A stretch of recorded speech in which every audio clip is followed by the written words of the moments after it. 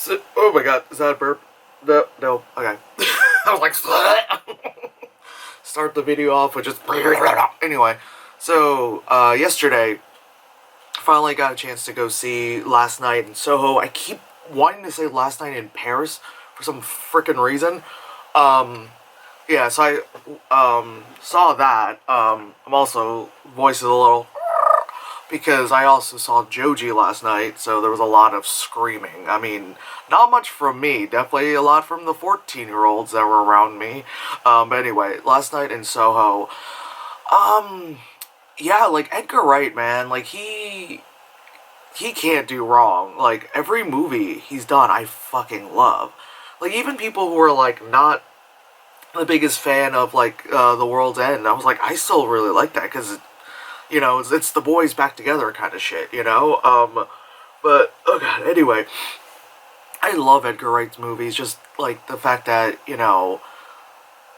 like, he puts so much thought into everything, where you can watch the movie, like, 5 to 10 times over and, like, find new details that you didn't previously see. Like, usually, when I watch his movies, obviously, see in theaters, and then I get it on, like, Blu-ray or whatever shit, listen to the commentary of whatever extra stuff that my fucking allergies, extra stuff that, he, like, points out, and you're like, oh, yeah, I see that, okay, cool, cool, and then, so, most of his, like, look at the movies, most of his movies, there's also, like, a special, thing where you can click on, in the, on the video where you can watch the movie again as normal, but they'll have, like, little captions on, like, what the thing is, so, like, especially something like Scott Pilgrim, it'll be like, this is the Zelda song, and like, it was all little details, like, more, and you're like, oh, sure, that kind of stuff,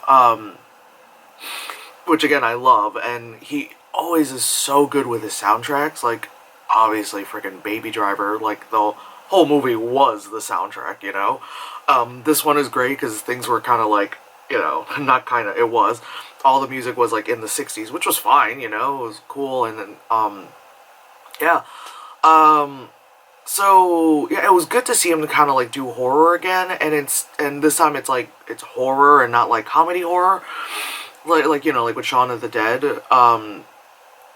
whatchamacallit, sorry, I should not look over at my computer when I'm doing this, anyway, yeah, so this was, like, horror, but obviously it's not, like, ooh, kind of horror, not the cheap shit, it's Edgar Wright, it's the good shit. I'll go into spoilers in a bit, but, yeah, I really like it. I'm glad he's still making movies, of course, all the actors in the movie were great. As always, like, nothing he writes ever feels kind of like, wow, this is a throwaway character, or, like, this is kind of hokey, or, like, oh, of course, like, that doesn't happen. But yeah, just fucking Edgar Wright, man, like, so glad. So glad, like, he's making movies. I'm so glad, like, he's getting the recognition that he's getting. Of course I want there to be, like, another movie with him and, like, Simon Pegg and Nick Frost and stuff. But, we'll just let him do his thing. Anyway, I'm gonna go to spoilers. 1, 2, 3, spoilers. So, yeah, so the so the whole idea of the movie is obviously the girl, like, she gets, like, the word is, no, not transformed, like, she goes into the 60s, because in the beginning of the movie, you kind of learn that she has the shine, and, like, I guess, I'm just gonna say the shine, and whenever someone has, the ability to see spirits and weird shit, she has the shine. So, she's from, like, a small country place, and then she moves to the big city, I'm from a small town, and I move into the big city, which is kind of funny, because she goes to fashion school, and usually, like, those kind of stories are like, I'm a model, like, that kind of stuff. Anyway, so she goes to fashion school. You can tell she's, like, a very skilled, like, young lady, and, obviously a lot of her influences are from the 60s, which is cool. Of course, because it's a college kind of feel to it. Like, her roommate is, like, a shitty, like, snobby bitch, and then, like, she moves out, and, all this shit to end up, like, just, like, some old lady's, like, house, and it ends up being, like where she's getting the visions from and all that stuff. Which, before we continue, like, when she freaking moves out, like in the middle of the night, like leaves her dorm to like move into this place, Paul leans over to me, he's like, is this giving you flashbacks to college? And I'm like, yeah, that's exactly what I did. I got placed into like a dorm with like 3 other girls, and it was like a little apartment kind of thing. It was kind of cool, but like, it was freshman year, so you get like a week, you get there a week before like everyone else does. So of course the entire week, everyone's partying, and then that's fine, like that's what you do, because it's like, oh my god, no parents, oh my god, New York City, that kind of stuff. I mean, I was the only one who was literally like a stone's throw away from New York. Everyone else is like from further, so they were just like, New York, that kind of stuff. So people were partying and all that shit. And then once school started, I was like, oh, okay, it's just endless partying. Like, I'm like I'm doing the good thing, doing homework, I'm not paying 40 grand a year to just fuck around. Sorry. Buzzkill? Maybe. Anyway, by the second week, I was like, alright, I can't do this. And I left. I moved out. I moved into a different dorm, but still, I didn't get an apartment, Jesus Christ. Like, New York? No. Yeah, I moved into a different dorm, which I ended up living by myself for the rest of the time, which was great, because, me and people? What's that?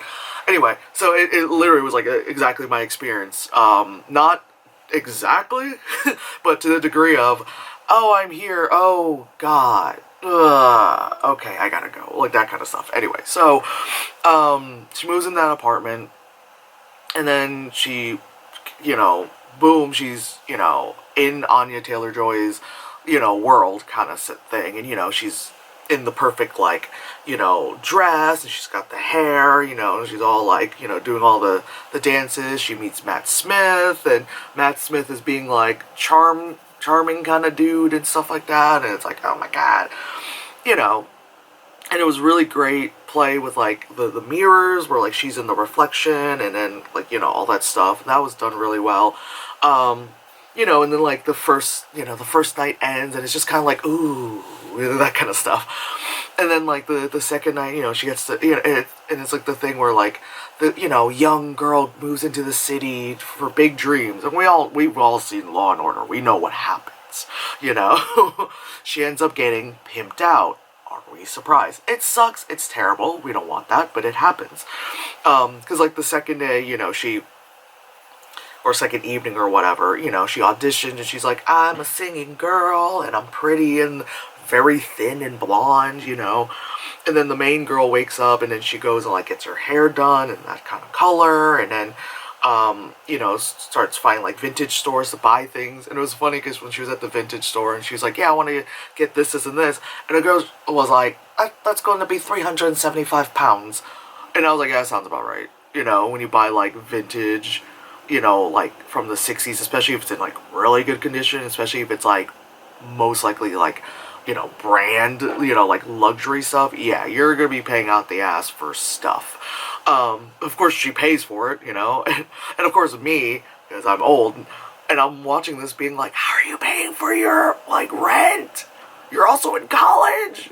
Ah! Like, I didn't go to fashion school, like, I went to regular art school, so I don't, like, it's probably the same thing where, like, you have to go out to the fabric stores and get your supplies. So I'm like, fabric isn't cheap, Like, my ass, like, for an assignment, Like, just for, like, an assignment, had to go buy, like, a sheet of $50 paper. Use it once, never again. It's garbage, So I'm like, bro, and you're buying, like, this shit from, like, you're doing, like, 60 stuff, so you're doing, like, a bunch of, like chiffon and fucking possibly silks and stuff, maybe some polyesters, but still, like, girl.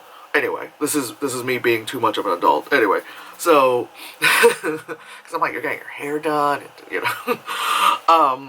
so yeah, so, like, as the nights progress, of course, things get worse and worse, because, again, you see that she gets pimped out, you think, like, oh, because she auditioned to do the singing thing, and they liked her, and then you find out that she's just, like, a random backup dancer, and she's not the main girl, she's just, like, there, like, dancing, like, dead eyes, You know, like that kind of stuff. And you're just like, yep, that's gonna happen because, honey, you're not the only one who wants to make it. You know, and then you see backstage, and, you know, the main girl is like freaked out by it because, you know, she's like young, innocent country girl, you know, and like, like I just lean over to Paul, I'm like, this all seems about right.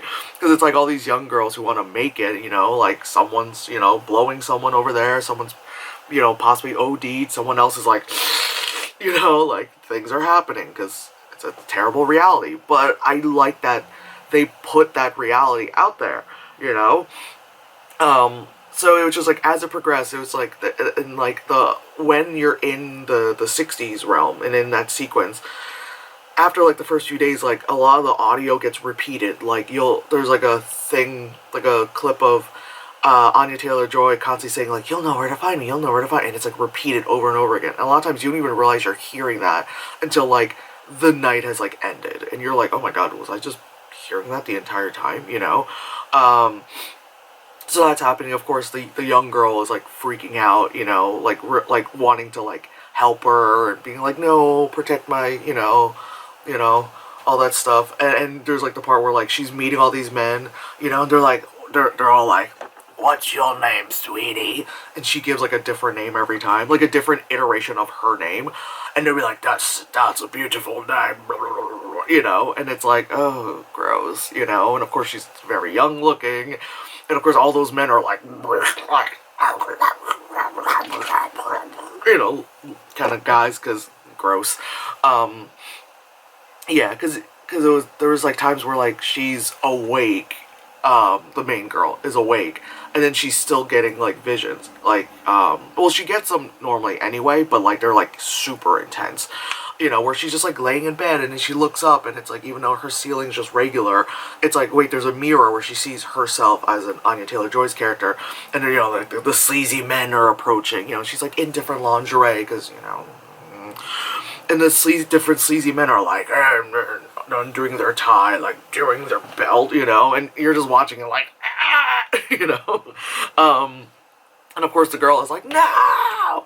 So a lot of times she's having like, you know, like, I guess you would call it panic attacks and whatever. She's like freaking out, you know, during the day, and everyone's like, what the fuck? Like, she'll be freaking out in class because like her model, who like when she finished like the dress, like the replica of the dress we saw Anya Taylor-Joy wearing like day one kind of thing, you know, night one, whatever. Like, but she looks up and it's not the model, it's Anya Taylor-Joy, and she's like, ah, you know, it's like a lot of like, oh my god, I'm seeing things, and it's like lots of freaking out, and I do enjoy that. Although like Paula and I were talking about this, where like her freakouts obviously make sense because it's like, well, my model is just random brunette, and suddenly it's like, oh my god, but like it came to a point like towards the end of the movie where it was like, okay, girl, you've known forever that you see things. It's kind of like, how is it all freaking you out like day one kind of, so like, you know, when you watch a movie and someone realizes they have like powers, like how is it freaking you out like everything's day one? Like, again, seeing someone being murdered in front of you, of course it's scary and you're like, oh, but the point where she was literally like, ah, like screaming like that, it was kind of like, it was kind of like, all right, this is a little much, you know, where like her, the guy that she was like freaking making out with, you know, like was almost like freaking murderized, you know, by the old lady or her landlady, you know, because she was just screaming her head off and all that stuff. Yes.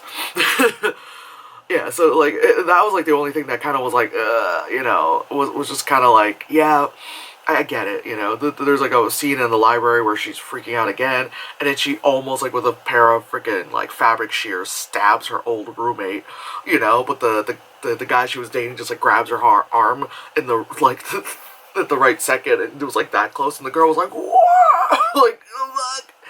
It was, yeah, blah blah blah blah. But yeah, like there's like I don't know if you would call it a twist or just kind of like a oh kind of ending.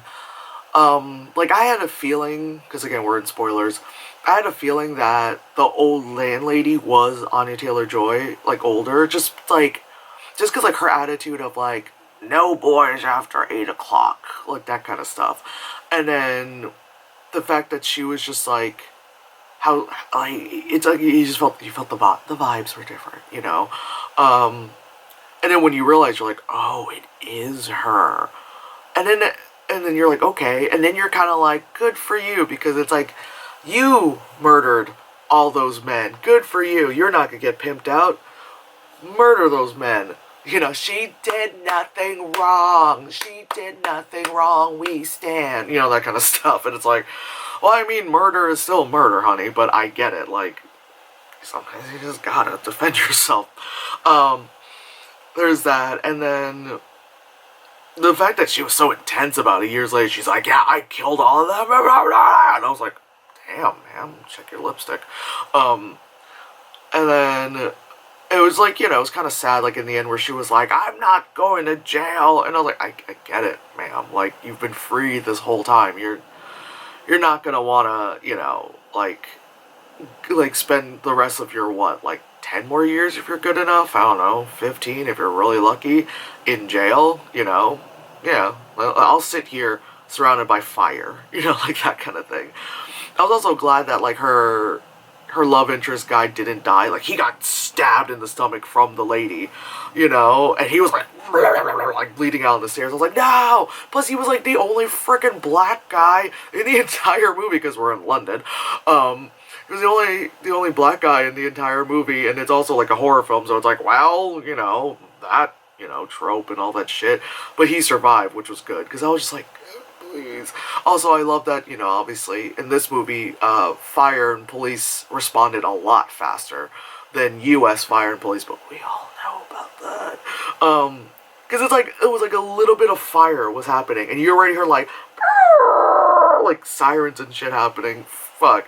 If this was based in, like, you know, America, and it was like a fucking, like, apartment in New York, Soho, and all that shit, no. The whole thing would be set ablaze. She would have dragged the boy's body out on the street, like, clutching to his, like, you know, like, blue shivering body or something, like, pale shivering body, crying, while, like, the movie, like, fades to black. Then you start hearing sirens about, like, a year away. Like, that's, you know, what would happen. But, whatchamacallit, yeah, it, like, ends obviously on the positive note and all that stuff, and she finishes her first year of college, and it's all good, you know. But who's a motherfucker? Yeah, like, I really liked the movie. Again, I liked the direction it was going at. I liked how it was, like, I don't want to say fake out, but it was semi, like, we want you to think this character is Matt Smith, but, like, even I had a feeling, I was like, I don't think so, because it's like it didn't feel right, Brian, it didn't feel right, you know. And then you find out, like, oh no, that's that guy who was, like, in the Hunger Games, that dude character, and you're like, I knew it, you know, like, they were really good at kind of, like the slight misdirection, but they also knew that the audience wasn't dumb enough to, like, fully take the misdirection, so they also were like, yeah, I know you're not gonna believe this, but that's fine, because it's the whole point. Okay, that's fine. Anyway, landlady, you know, that kind of stuff. Yeah. Like I said, I really like this movie. Then there's not much else to say, because I fucking love the movie. Yeah. I really need to learn how to end this. It's been like